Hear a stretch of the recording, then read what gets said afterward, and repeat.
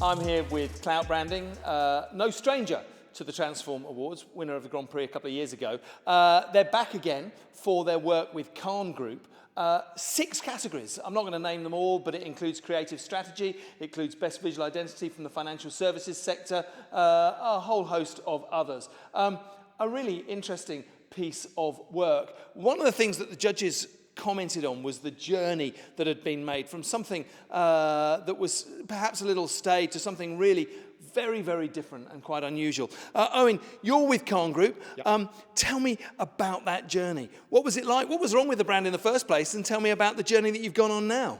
Yeah, thanks, William. I mean, I've worked in financial services marketing for 20 years. I've been through multiple rebrand projects.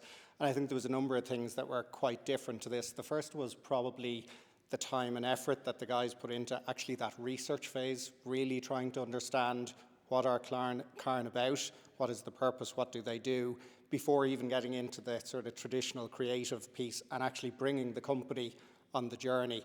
And then you kind of move to the creative, where they're just brilliant in my opinion. And you know, just the articulation of what Carne is and what they do, we're just so happy with. It was just a fantastic, seamless kind of journey.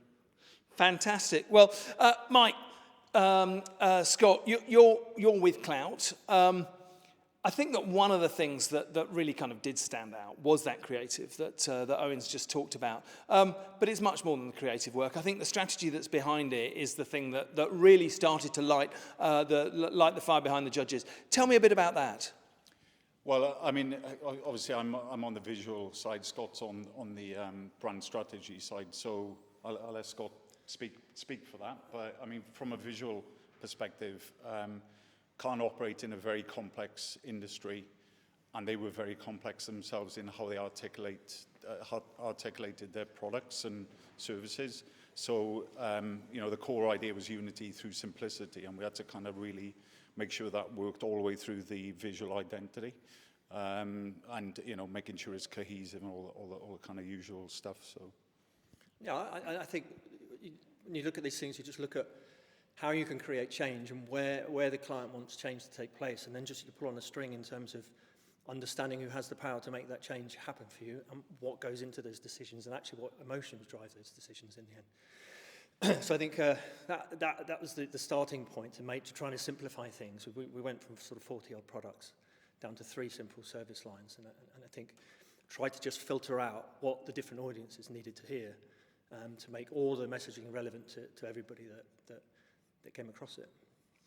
Fantastic. I think one of the things that really I noticed was that it was brave. I mean, it was bold. You went to places that you wouldn't expect a financial services sector firm to go, both from the strategy, but certainly from the visuals. Yeah.